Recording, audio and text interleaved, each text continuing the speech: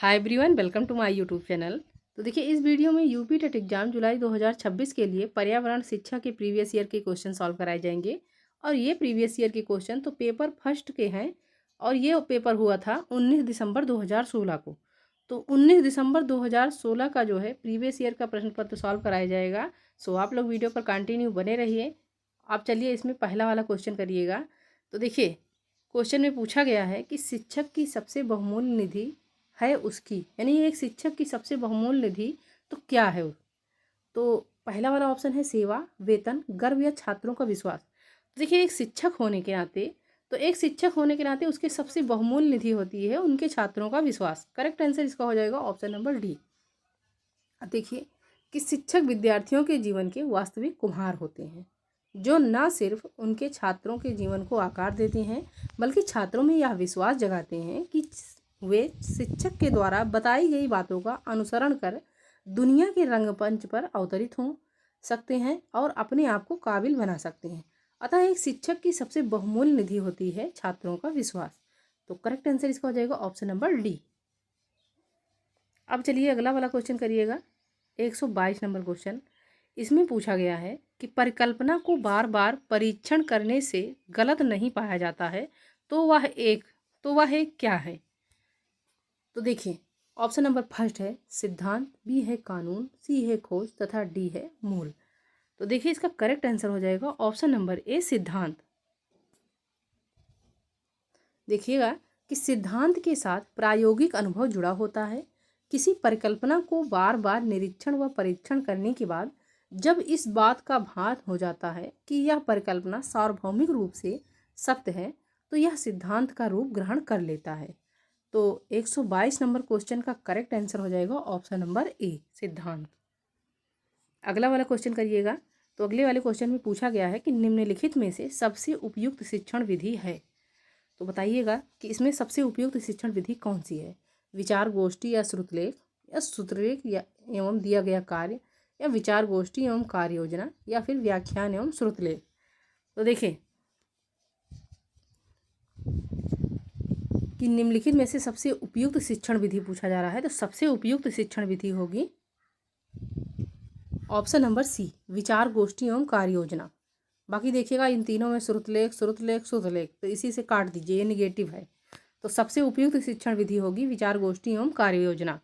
तो देखिए, विचार गोष्ठी एवं कार्य योजना शिक्षण विधि की सबसे उपयुक्त विधि है और इस शिक्षण विधि में छात्र परस्पर विचारों का आदान प्रदान करके अपने ज्ञान की वृद्धि करते हैं और यह विधि शिक्षा की कृत्रिम वातावरण को समाप्त करने तथा शिक्षा को जीवन से संबंध स्थापित करने हेतु महत्वपूर्ण है। प्रारंभ में इसका प्रयोग छात्रों द्वारा किया जाने वाला गृह कार्यों के लिए किया जाता था, जिसमें योजना बनाना तथा शारीरिक श्रम करना निहित होता था। तो इस क्वेश्चन का करेक्ट आंसर हो जाएगा ऑप्शन नंबर सी। अब देखिएगा अगला वाला क्वेश्चन कि निम्नलिखित में से कौन सी ग्रीन हाउस गैस नहीं है। तो देखिए, ग्रीन हाउस गैस का नाम पूछा जा रहा है कि ऐसी कौन सी गैस है जो ग्रीन हाउस गैस नहीं है। तो carbon dioxide, nitrous oxide, helium या मीथेन। तो ग्रीन हाउस गैस नहीं है तो वो है हीलियम। करेक्ट आंसर इसका हो जाएगा ऑप्शन नंबर सी। देखिएगा कि ग्रीन हाउस गैसें ग्रह के वातावरण या जलवायु में परिवर्तन और अंततः भूमंडलीय ऊष्मीकरण के लिए उत्तरदायी होती हैं और इनमें सबसे ज़्यादा उत्सर्जन carbon dioxide, nitrous oxide, methane, chlorofluorocarbon, जलवाष्प, ओजोन आदि करती हैं। इन गैसों का उत्सर्जन आम प्रयोग के उपकरणों, वातानुकूलक, फ्रिज, कंप्यूटर, स्कूटर, कार आदि से होता है। हीलियम तो ये ग्रीन हाउस गैस नहीं है, यह एक निष्क्रिय या नोबल गैस है। तो इस क्वेश्चन का करेक्ट आंसर हो जाएगा ऑप्शन नंबर सी। अब देखिएगा अगला वाला क्वेश्चन, ध्वनि प्रदूषण का मापन किस इकाई द्वारा किया जाता है। तो उस इकाई का नाम बताना है कि जिससे ध्वनि प्रदूषण का मापन किया जाता है। जूल, डेसिबल, न्यूटन या नैनो इकाई। तो देखिए, ध्वनि प्रदूषण का मापन किया जाता है डेसिबल के द्वारा। अब देखिए, इसमें व्याख्या दिया गया है कि ध्वनि प्रदूषण का मापन डेसिबल इकाई द्वारा किया जाता है। 80 डेसिबल या इससे अधिक का शोर श्रवण शक्ति को अस्थायी हानि पहुंचाने में सक्षम होता है। सामान्य श्रवण शक्ति वालों के लिए 25 से 30 डेसिबल ध्वनि पर्याप्त होती है। 5 डेसिबल की ध्वनि अत्यंत मंद तथा 75 डेसिबल साधारण तेज, उसके बाद 95 डेसिबल अत्यंत तेज और 120 डेसिबल से अधिक की ध्वनि तीव्र कष्टकारक होती है। तो करेक्ट आंसर इसका हो जाएगा ऑप्शन नंबर बी, डेसिबल। अब देखिएगा अगला वाला क्वेश्चन। तो अगला वाला क्वेश्चन है कि निम्न में से किस स्थलाकृति का निर्माण हिमानी द्वारा हुआ है। तो बताइएगा ऐसी कौन सी स्थलाकृति है जिसका निर्माण हिमानी द्वारा हुआ है। लैपीज का, यू आकार की घाटी का, या वी आकार की घाटी का, या जलप्रपात का। तो क्वेश्चन में कहा गया है कि किस स्थलाकृति का निर्माण हिमानी द्वारा हुआ है।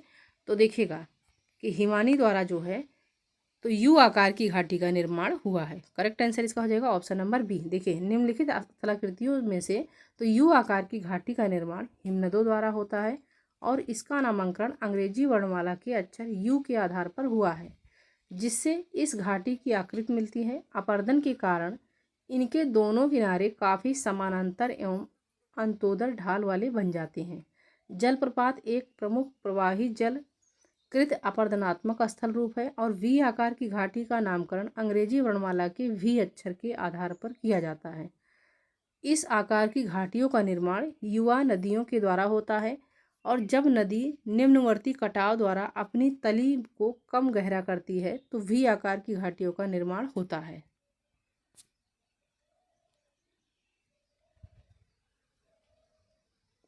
तो इस क्वेश्चन का करेक्ट आंसर हो जाएगा ऑप्शन नंबर बी, यू आकार की घाटी। यानी पूछा गया क्वेश्चन में कि किस स्थलाकृति का निर्माण हिमानी द्वारा होता है, तो यू आकार की घाटी का निर्माण हिमानी द्वारा होता है।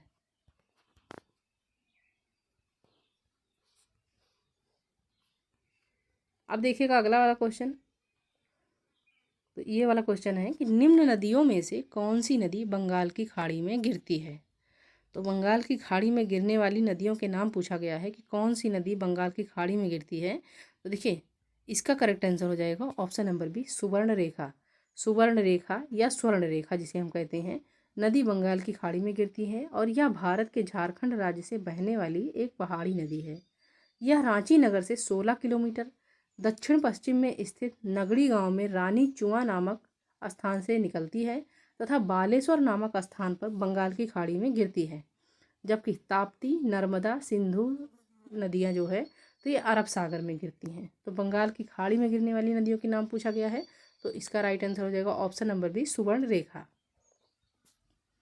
अब देखिएगा अगला वाला क्वेश्चन कि राकेश कक्षा 5 पर्यावरण विज्ञान शिक्षक द्वारा दिए गए कार्य को समय से प्रस्तुत नहीं करता है, अतः सबसे उपयुक्त सुधारात्मक उपाय हो सकता है। तो राकेश के लिए सबसे उपयुक्त सुधारात्मक उपाय कौन सा हो सकता है, जो कि कक्षा 5 में पढ़ता है और इन्होंने शिक्षक द्वारा दिए गए कार्य को प्रस्तुत नहीं किया। तो चलिए देखिए, प्रधानाध्यापक की जानकारी में लाना, या खेल की कक्षा में जाने पर प्रतिबंध लगाना, या उसकी अनियमितताओं के कारणों को जानकर उसे सही मार्गदर्शन देना, या डी है कि उसकी अनियमितताओं को लिखित जानकारी माता पिता को देना। तो देखिए इसका करेक्ट आंसर हो जाएगा ऑप्शन नंबर सी, कि उसकी अनियमितताओं के कारणों को जानकर उसे सही मार्गदर्शन देना। देखिए राकेश कक्षा 5 पर्यावरण विज्ञान शिक्षक द्वारा दिए गए कार्य को समय से प्रस्तुत नहीं करता है, अतः सबसे उपयुक्त सुधारात्मक उपाय उसकी अनियमितताओं को जानकर उसे सही मार्गदर्शन देना, न कि प्रधानाध्यापक की जानकारी में लाना, खेल की कक्षा में जाने पर प्रतिबंध लगाना, या उसकी अनियमितताओं को लिखित जानकारी माता पिता को देना। ये तीनों नहीं होगा, तो इसका करेक्ट आंसर हो जाएगा ऑप्शन नंबर सी। अगला वाला क्वेश्चन करिए। तो अगला वाला क्वेश्चन ये है कि मध्य प्रदेश में कौन सा शहर झीलों का शहर कहलाता है। तो मध्य प्रदेश में कौन सा शहर झीलों का शहर कहलाता है, तो इंदौर शहर जो है, देखिए भोपाल शहर। करेक्ट आंसर इसका हो जाएगा भोपाल। भोपाल शहर तो ये मध्य प्रदेश में झीलों का शहर कहलाता है। अब देखिए इसमें व्याख्या कि भारत का हृदय कहे जाने वाले मध्य प्रदेश देश विदेश में पर्यटन स्थलों, खान पान, शिल्पकारी, बुनकरों आदि के लिए जाना जाता है और मध्य प्रदेश राज्य की ही राजधानी भोपाल है, जिसे झीलों का शहर भी कहा जाता है। लोअर लेक और अपर लेक जैसी दो सुंदर झीलों के कारण ही भोपाल की झीलों को शहर भी कहा जाता है। तो मध्य प्रदेश में कौन सा शहर झीलों का शहर कहा जाता है, तो इसका करेक्ट आंसर हो जाएगा भोपाल। अब देखिएगा अगला वाला क्वेश्चन। तो इस क्वेश्चन में पूछा गया है कि निम्न में से कौन सा सागर यूरोप को अफ्रीका से अलग करता है। तो लाल सागर अलग करता है, या काला सागर, या अरब सागर, या भूमध्य सागर। तो यूरोप को अफ्रीका से अलग करने वाले सागर का नाम पूछा गया है। तो इसका करेक्ट आंसर देखिए हो जाएगा ऑप्शन नंबर डी, भूमध्य सागर। भूमध्य सागर जो है तो यूरोप को अफ्रीका से अलग करता है। अब देखिए भूमध्य सागर यानी मेडिटेरियन सी पृथ्वी का एक सागर है जो उत्तरी अफ्रीका, यूरोप, अनातोलिया तथा मध्य पूर्व के बीच स्थित है। इसका क्षेत्रफल लगभग 25 लाख वर्ग किलोमीटर है, जो भारत के क्षेत्रफल का लगभग 3/4 है। और यह अटलांटिक महासागर से जिब्राल्टर द्वारा जुड़ा है, जो केवल 14 किलोमीटर चौड़ा एक जलडमरू मध्य है। लाल सागर अफ्रीका एवं एशिया के बीच हिंद महासागर का एक नमकीन पानी की एक खाड़ी है। तो पूछा गया है क्वेश्चन में कि कौन सा सारा सागर यूरोप को अफ्रीका से अलग करता है। तो यूरोप को अफ्रीका से अलग करने वाले सागर का नाम है भूमध्य सागर। करेक्ट आंसर इसका हो जाएगा ऑप्शन नंबर डी। आइए देखिए 131 नंबर क्वेश्चन, अंतर्राष्ट्रीय ओजोन दिवस कब मनाया जाता है। तो ओजोन दिवस पूछा जा रहा है कब मनाया जाता है। तो 16 सितंबर को अंतर्राष्ट्रीय ओजोन दिवस मनाया जाता है। 22 अप्रैल को पृथ्वी दिवस मनाया जाता है। तो देखिए ओजोन दिवस 16 सितंबर को ओजोन परत के संरक्षण हेतु जागरूकता के लिए मनाया जाता है। यूएनओ ने 19 दिसंबर 1994 को 16 सितंबर को international day for the prevention of ozone layer घोषित कर दिया। यह तारीख मॉन्ट्रियल प्रोटोकॉल की यादगार तिथि के रूप में तय की गई। ओजोन दिवस 2016 का थीम था और ओजोन एंड क्लाइमेट रिसोर्टेड बार्ड आ वर्ल्ड यूनाइटेड, यानी कि अंतर्राष्ट्रीय ओजोन दिवस पर मनाया जाता है 16 सितंबर को। करेक्ट आंसर इसका हो जाएगा ऑप्शन नंबर ए। अब देखिएगा अगला वाला क्वेश्चन कि किसी खाद्य श्रृंखला में शाकाहारी होते हैं। तो किसी खाद्य श्रृंखला में शाकाहारी जो होते हैं तो वो प्राथमिक उपभोक्ता होते हैं, यानी उत्पादक के बाद जो होते हैं तो प्राथमिक उपभोक्ता होते हैं। तो किसी खाद्य श्रृंखला में शाकाहारी जो होते हैं तो वो प्राथमिक उपभोक्ता होते हैं। अब देखिएगा कि किसी खाद्य श्रृंखला में शाकाहारी प्राथमिक उपभोक्ता होते हैं। उत्पादक हमेशा हरे पौधे होते हैं जो क्लोरोफिल की सहायता से प्रकाश संश्लेषण की क्रिया द्वारा भोजन का निर्माण करते हैं। द्वितीयक उपभोक्ता मांसाहारी होते हैं। अपघटनकर्ता सड़े गले पदार्थों से ऊर्जा प्राप्त करते हैं, जैसे मृतोपजीवी, कवक और जीवाणु। अगला नंबर क्वेश्चन देखिए, पारिस्थितिकी तंत्र के तत्वों के चक्रण को क्या कहते हैं। तो बताइएगा कि पारिस्थितिकी तंत्र के तत्वों के चक्रण को पूछा जा रहा है कि इसे क्या कहते हैं। तो इसे कहते हैं जैव भू रासायनिक चक्र। पारिस्थितिकी तंत्र के तत्वों के चक्रण को हम कहते हैं जैव भू रासायनिक चक्र। करेक्ट आंसर इसका हो जाएगा ऑप्शन नंबर बी। अब देखिए प्रकृति में विभिन्न तत्व चक्रीय रूप से एक जीव से दूसरे जीव में स्थानांतरित होते हैं और पुनः प्रकृति में लौट आते हैं। इस प्रक्रिया को खनिज प्रवाह तथा यह चक्र जीवमंडल, वायुमंडल, स्थलमंडल, जल में होते हैं। इसे ही जैव भू रासायनिक चक्र कहते हैं, जैसे नाइट्रोजन चक्र, फास्फोरस चक्र आदि। तो इसका करेक्ट आंसर हो जाएगा ऑप्शन नंबर बी। अब देखिए 134 नंबर क्वेश्चन है। तो 134 नंबर क्वेश्चन में पूछा गया है कि निम्नलिखित ईंधनों में से कौन सा न्यूनतम पर्यावरणीय प्रदूषण उत्पन्न करता है, यानी कि सबसे कम पर्यावरणीय प्रदूषण करने वाला ईंधन कौन सा है। तो डीजल, पेट्रोल, हाइड्रोजन या कोयला। तो देखिए सबसे कम पर्यावरणीय प्रदूषण उत्पन्न करने वाला ईंधन है हाइड्रोजन। करेक्ट आंसर इसका हो जाएगा ऑप्शन नंबर सी। अब देखिए निम्नलिखित ईंधनों में से हाइड्रोजन न्यूनतम पर्यावरणीय प्रदूषण उत्पन्न करता है, जबकि डीजल, पेट्रोल और कोयला के जलने से हानिकारक गैसें निकलती हैं जो वातावरण को प्रदूषित करती हैं, और हल्का होने के कारण गुब्बारों और वायुपोतों में हाइड्रोजन प्रयुक्त होता है तथा इसका स्थान अब हीलियम ले रहा है। तो इस क्वेश्चन का करेक्ट आंसर हो जाएगा ऑप्शन नंबर सी। अब आइए देखिएगा अगला वाला क्वेश्चन, संकटग्रस्त जंतु दैत्याकार पांडा पाया जाता है। तो ये संकटग्रस्त जंतु है, ये पांडा तो कहाँ पाया जाता है। तो देखिए इसका करेक्ट आंसर हो जाएगा ऑप्शन नंबर सी, चीन में। संकटग्रस्त जंतु दैत्याकार पांडा ये पाया जाता है चीन में। पांडा को चीनी भाषा में झुयांग माओ या विशालकाय बिल्ली भालू कहते हैं, और ये चीन के बांस के जंगलों और तिब्बत के हिमालय पर्वत के ढलानों के पेड़ों पर रहते हैं। आज पांडा विश्व वन्यजीव कोष वर्ल्ड वाइल्ड लाइफ फेडरेशन द्वारा अंतर्राष्ट्रीय स्तर पर संरक्षित प्रजातियों में से एक है। तो करेक्ट आंसर इसका हो जाएगा ऑप्शन नंबर सी कि संकटग्रस्त जंतु दैत्याकार पांडा ये पाया जाता है चीन में। अब अगला वाला क्वेश्चन करिए। तो अगला वाला क्वेश्चन ये है कि निम्नलिखित किस गैस के कारण भोपाल गैस त्रासदी हुई थी। देखिए बहुत ही इंपॉर्टेंट क्वेश्चन है ये वाला कि भोपाल गैस त्रासदी में कौन सी गैस लीक हुई थी। तो इसका करेक्ट आंसर हो जाएगा methyl isocyanate. Methyl isocyanate option number D में है, तो राइट आंसर इसका हो जाएगा ऑप्शन नंबर डी। अब देखिए भारत के मध्य प्रदेश राज्य के भोपाल शहर में 3 दिसंबर सन 1984 को एक भयानक औद्योगिक दुर्घटना हुई। इसे भोपाल गैस कांड या भोपाल गैस त्रासदी का नाम दिया जाने लगा और भोपाल स्थित यूनियन कार्बाइड नामक कंपनी के कारखाने से एक जहरीली गैस का रिसाव हुआ, जिससे लगभग 15,000 से अधिक लोगों की जान चली गई तथा बहुत सारे लोग अपंगता से लेकर अंधेपन के भी शिकार हो गए।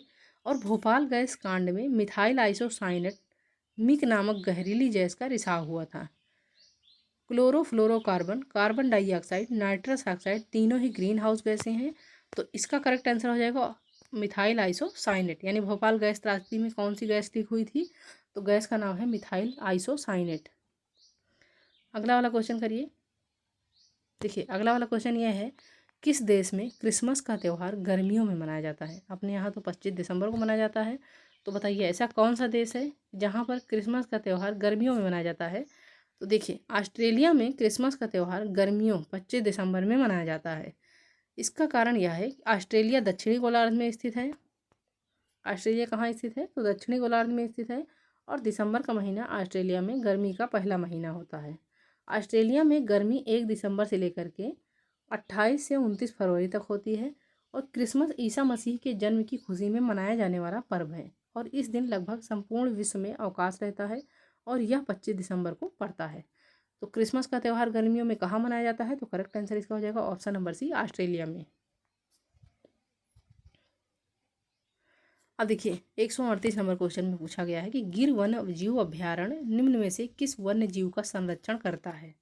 तो गिर वन्य जीव अभ्यारण्य पूछा जा रहा है कि ये किस जीव का संरक्षण करता है, हाथी का, सांप का, गैंडा का या शेर का।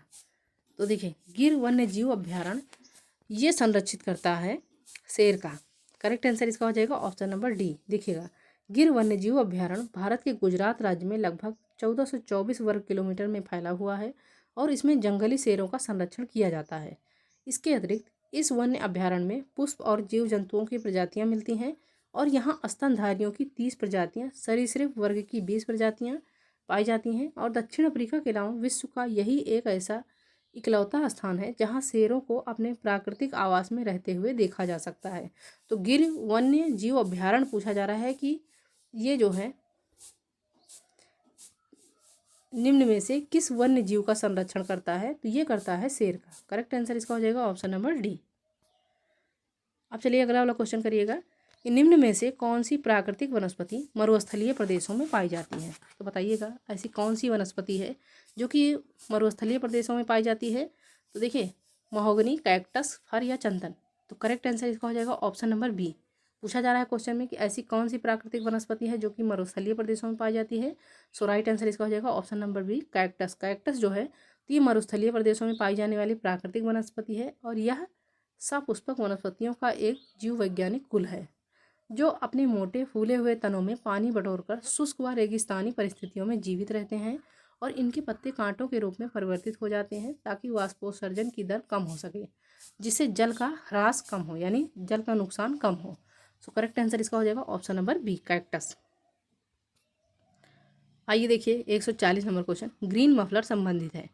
तो ग्रीन मफलर जो है किस चीज़ से संबंधित है ये पूछा जा रहा है।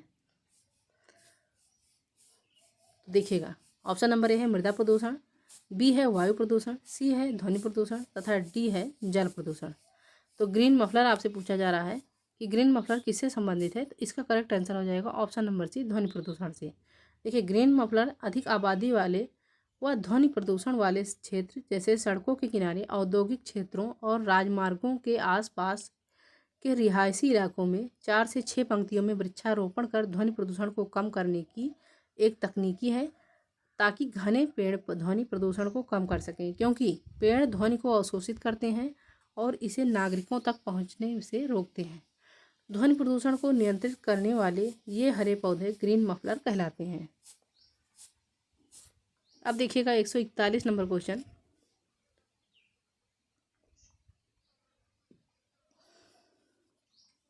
तो देखिए 141 नंबर क्वेश्चन में पूछा गया है कि भू पारिस्थितिकी तंत्र में ऊर्जा का महत्वपूर्ण स्रोत क्या है। तो भू पारिस्थितिकी तंत्र में ऊर्जा का महत्वपूर्ण स्रोत पूछा जा रहा है, सूर्य है, पृथ्वी है, चंद्रमा है या शुक्र है। तो देखिएगा कि भू पारिस्थितिकीय तंत्र में ऊर्जा का महत्वपूर्ण स्रोत जो है तो वो सूर्य है। करेक्ट आंसर इसका हो जाएगा ऑप्शन नंबर ए। अब देखिए कि भू पारिस्थितिकीय तंत्र में ऊर्जा का महत्वपूर्ण स्रोत सूर्य है और सूर्य ऊर्जा का सर्वाधिक व्यापक एवं अपरिमित स्रोत है, जो वातावरण में फोटान छोटी छोटी प्रकाश तरंग पेटिकाएं के रूप में विकिरण ऊर्जा का संचार करता है। संभवतः पृथ्वी पर सर्वाधिक महत्वपूर्ण रासायनिक अभिक्रिया प्रकाश संश्लेषण को माना जा सकता है, जो सूर्य के प्रकाश की उपस्थिति में हरे पौधों में होता है। इसीलिए सूर्य ऊर्जा को पृथ्वी पर जीवन का प्रमुख संवाहक माना जाता है। तो इसका करेक्ट आंसर हो जाएगा सूर्य। अगला वाला क्वेश्चन देखिए, टाइटन किस ग्रह का प्राकृतिक उपग्रह है। तो टाइटन पूछा जा रहा है किस ग्रह का प्राकृतिक उपग्रह है। तो देखिए टाइटन जो है तो ये शनि ग्रह का प्राकृतिक उपग्रह है। देखिए सौर मंडल में शनि आकार में दूसरा बड़ा ग्रह है और शनि के 62 उपग्रह हैं। टाइटन शनि का सबसे बड़ा उपग्रह है। शनि के अन्य प्रमुख उपग्रह देखिए तो मीमांसा, एनसीलाडू, टेथिस, डियान, रिया, हाइपेरियन, इपापेटस और फोबे हैं। बुध और शुक्र ग्रहों के जो है तो कोई उपग्रह नहीं है। मान लीजिए क्वेश्चन पूछा जाता है कि ऐसे कौन से ग्रह हैं जिनके कोई उपग्रह नहीं है, तो बुध और शुक्र के कोई उपग्रह नहीं है। अब वरुण के 13 उपग्रह हैं, इनमें ट्रिटोन व मेरिड प्रमुख हैं। तो टाइटन पूछा जा रहा है किस ग्रह का प्राकृतिक उपग्रह है, तो शनि ग्रह का। करेक्ट आंसर इसका हो जाएगा ऑप्शन नंबर सी।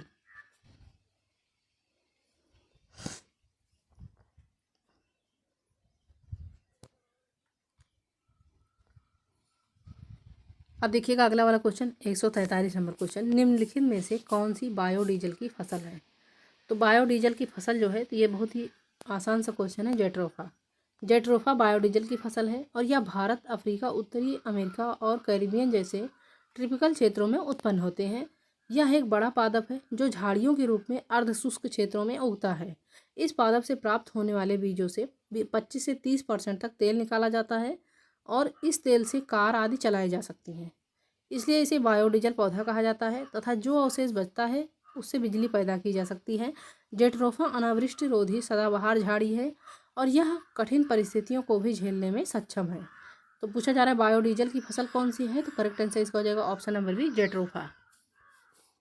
अगला वाला क्वेश्चन देखिए, पर्यावरण संरक्षण अधिनियम किस वर्ष पारित किया गया था। तो पर्यावरण संरक्षण अधिनियम पूछा जा रहा है कि ये किस वर्ष पारित किया गया था। तो इसका राइट आंसर हो जाएगा ऑप्शन नंबर बी, 1986। ऑप्शन में दिया गया है 1982, 86, 92 और 96, लेकिन इसका राइट आंसर हो जाएगा ऑप्शन नंबर बी, 1986। पर्यावरण संरक्षण अधिनियम तो ये 1986 में पारित किया गया था। अब देखिए कि संयुक्त राष्ट्र का प्रथम मानव पर्यावरण सम्मेलन 5 जून 1972 में स्टॉकहोम में संपन्न हुआ। इसी से प्रभावित होकर भारत ने पर्यावरण के संरक्षण के लिए पर्यावरण संरक्षण अधिनियम 1986 पास किया। यह एक विशाल अधिनियम है जो पर्यावरण के समस्त विषयों को ध्यान में रखकर बनाया गया है और इस अधिनियम का मुख्य उद्देश्य वातावरण में घातक रसायनों की अधिकता को नियंत्रित करना व पारिस्थितिकी तंत्र को प्रदूषण मुक्त रखने का प्रयत्न करना है। इस अधिनियम में 26 धाराएं हैं जिन्हें 4 अध्यायों में बांटा गया है और यह कानून पूरे देश में 19 नवंबर 1986 को लागू किया गया। यानी पर्यावरण संरक्षण अधिनियम तो ये लागू किया गया 19 नवंबर 1986 को। सो राइट आंसर इसका हो जाएगा ऑप्शन नंबर बी। अगला वाला क्वेश्चन करिए, भूमंडलीय तापन का कारण क्या है। तो भूमंडलीय तापन का कारण पूछा जा रहा है हिमनदों में वृद्धि, कार्बन डाइऑक्साइड में वृद्धि, कार्बन डाइऑक्साइड में कमी या वनों में वृद्धि। तो भूमंडलीय तापन का कारण होगा कार्बन डाइऑक्साइड में वृद्धि। देखिए भूमंडलीय तापन यानी ग्लोबल वार्मिंग का मुख्य कारण कार्बन डाइऑक्साइड की मात्रा में वृद्धि है। धरती पर विनाशक गैस के बढ़ने की मुख्य वजह जीवाश्म ईंधनों जैसे कोयला और तेल का अत्यधिक इस्तेमाल और जंगलों की कटाई है। धरती पर घटती पेड़ों की संख्या की वजह से कार्बन डाइऑक्साइड का स्तर बढ़ता है और इससे भूमंडलीय तापन में वृद्धि होती है। बढ़ते तापमान की वजह से समुद्र जल स्तर बढ़ना, बाढ़, तूफान, खाद्य पदार्थों की कमी, तमाम तरह की बीमारियों आदि का खतरा बढ़ जाता है। तो करेक्ट आंसर इसका हो जाएगा option number B, carbon dioxide में वृद्धि। अब आइए देखिएगा अगला वाला क्वेश्चन 46 नंबर क्वेश्चन है, यानी 146 नंबर क्वेश्चन। निम्नलिखित में से किसमें सर्वाधिक जैव विविधता पाई जाती है? तो शीतोष्ण पर्णपाती वन में, या फिर उष्णकटिबंधीय सदाबहार वन में, या शीतोष्ण घास प्रदेश में, या सवाना वन में। बताइएगा कि किसमें जो है सर्वाधिक जैव विविधता पाई जाती है। तो देखिए इसका राइट आंसर हो जाएगा ऑप्शन नंबर बी, उष्णकटिबंधीय सदाबहार वर्षा वन वायोम में। देखिएगा कि निम्नलिखित में से उष्णकटिबंधीय सदाबहार वर्षा वन बायोम में सर्वाधिक जैव विविधता पाई जाती है। और उष्णकटिबंधीय सदाबहार वन ऐसे वन क्षेत्र हैं जो भूमध्य रेखा के दक्षिण या उत्तर में लगभग 28 डिग्री के भीतर पाए जाते हैं, और ये एशिया, ऑस्ट्रेलिया, अफ्रीका, दक्षिण अमेरिका, मध्य अमेरिका और प्रशांत द्वीपों पर पाए जाते हैं। और विश्व वन्य जीव निधि के बायोम वर्गीकरण के भीतर उष्णकटिबंधीय सदाबहार वन को उष्णकटिबंधीय वर्षा वन का एक प्रकार माना जाता है, और इन्हें विश्ववीय सदाबहार तराई वन के रूप में निर्दिष्ट किया जाता है। तो इस क्वेश्चन का राइट आंसर हो जाएगा ऑप्शन नंबर बी, कि जैव विविधता सर्वाधिक पाई जाती है उष्णकटिबंधीय सदाबहार वर्षा वन में। अब देखिए अगला वाला क्वेश्चन, निम्न में से किस मृदा का निर्माण लावा द्वारा होता है? यानी ऐसी कौन सी मिट्टी है कि जिसका निर्माण लावा द्वारा होता है? लाल मिट्टी, काली मिट्टी, जलोढ़ मिट्टी, या लेटेराइट मिट्टी। तो देखिए लावा द्वारा जो है काली मिट्टी का निर्माण होता है। करेक्ट आंसर इसका हो जाएगा ऑप्शन नंबर बी। अब देखिए कि काली मिट्टी का निर्माण ज्वालामुखी से निकलने वाले लावा से होता है, और भारत में यह लगभग 5 लाख वर्ग किलोमीटर में फैली है। महाराष्ट्र में इस मिट्टी का सबसे अधिक विस्तार है, और इस मिट्टी में चूना, पोटास, मैग्नीशियम, एल्युमिनियम और लोहा पर्याप्त मात्रा में पाया जाता है, और यह बहुत ही उपजाऊ है, और कपास के लिए यह प्रसिद्ध है। यानी कपास की खेती के लिए सबसे उपयुक्त मिट्टी कौन सी है? तो काली मिट्टी है, इसीलिए इसे कपास वाली काली मिट्टी कहते हैं। इस मिट्टी में नमी को रोके रखने की प्रचुर शक्ति होती है, इसलिए वर्षा कम होने पर भी सिंचाई की आवश्यकता नहीं पड़ती है। तो पूछा जा रहा है क्वेश्चन में कि निम्न में से किस मृदा का निर्माण लावा द्वारा होता है? तो लावा द्वारा होता है काली मिट्टी का निर्माण। पूछा जाए मान लीजिए क्वेश्चन में कि कपास की खेती के लिए सबसे उपयुक्त मिट्टी कौन सी है, तो वो है काली मिट्टी। करेक्ट आंसर इसका हो जाएगा ऑप्शन नंबर बी। अब आइए देखिएगा अगला वाला क्वेश्चन, वायुमंडल की कौन सी परत प्रकाश की परावैंगनी किरणों को पृथ्वी की सतह पर आने से रोकती है? यानी सूर्य की जो अल्ट्रावायलेट किरणें होती हैं तो उनको पृथ्वी पर आने से रोकती हैं, ऐसी कौन सी वायुमंडल की परत है? तो देखिए इसका करेक्ट आंसर हो जाएगा ऑप्शन नंबर ए, समताप मंडल। समताप मंडल जो है ये प्रकाश की परावैंगनी किरणों को पृथ्वी की सतह पर आने से रोकती हैं। इसे ओजोन मंडल के नाम से भी जाना जाता है, और यह परत सूर्य के उच्च आवृत्ति के परावैंगनी प्रकाश की 93.99% मात्रा अवशोषित कर लेती है, जो पृथ्वी पर जीवन के लिए हानिकारक है। ओजोन परत की खोज 1913 ईस्वी में फ्रांस के भौतिकविदों फैब्री चार्ल्स और हेनरी बुसोन ने की थी। तो इसका करेक्ट आंसर हो जाएगा ऑप्शन नंबर ए, समताप मंडल। आइए देखिए 149 number question, Ganga action plan को लाने का उद्देश्य निम्नलिखित में से किस सुधार हेतु है? तो जल की गुणवत्ता, जल का वेग, जल की प्रचुरता, या जल के तापमान। तो देखिए गंगा एक्शन प्लान को लाने का उद्देश्य, तो इसका उद्देश्य है जल की गुणवत्ता। देखिए गंगा एक्शन प्लान को लाने का उद्देश्य जल की गुणवत्ता में सुधार करना है। नदी में प्रदूषण भार को कम करने के लिए 1985 ईस्वी में श्री राजीव गांधी द्वारा गंगा कार्य योजना GAP का शुभारंभ किया गया था। कार्यक्रम खूब धूमधाम से शुरू किया गया, लेकिन यह 15 वर्ष की अवधि में 901.71 करोड़ रुपए व्यय करने के बाद भी नदी में प्रदूषण का स्तर कम करने में विफल रहा। तो इसका करेक्ट आंसर हो जाएगा ऑप्शन नंबर ए, जल की गुणवत्ता। यानी गंगा एक्शन प्लान को लाने का उद्देश्य क्या था? तो जल की गुणवत्ता में सुधार करना था। तो राइट आंसर इसका हो जाएगा ऑप्शन नंबर ए। अब देखिए सबसे लास्ट वाला क्वेश्चन है 150 नंबर क्वेश्चन, यानी 30 क्वेश्चन कंप्लीट हो गए। यही वाला कर लें तो चलिए करिएगा कि निम्नलिखित में से कौन सा वृक्ष जैविक कीटनाशक का उत्पादक है? तो ऐसा कौन सा वृक्ष है जो जैविक कीटनाशक का उत्पादक है? तो राइट आंसर इसका हो जाएगा नीम। नीम का वृक्ष जैविक कीटनाशक का उत्पादक है, और नीम भारतीय मूल का एक पूर्ण पतझड़ वृक्ष है। इसका वानस्पतिक नाम होता है एजाड्रिएक्टा इंडिका। नीम की पत्तियां चबाने से रक्त शोधन होता है, और त्वचा विकार रहित और कांतिवान होती है। इसके अतिरिक्त नीम की छाल का लेप सभी प्रकार के चर्म रोगों और घावों के निवारण में सहायक है। इसका करेक्ट आंसर हो जाएगा ऑप्शन नंबर ए।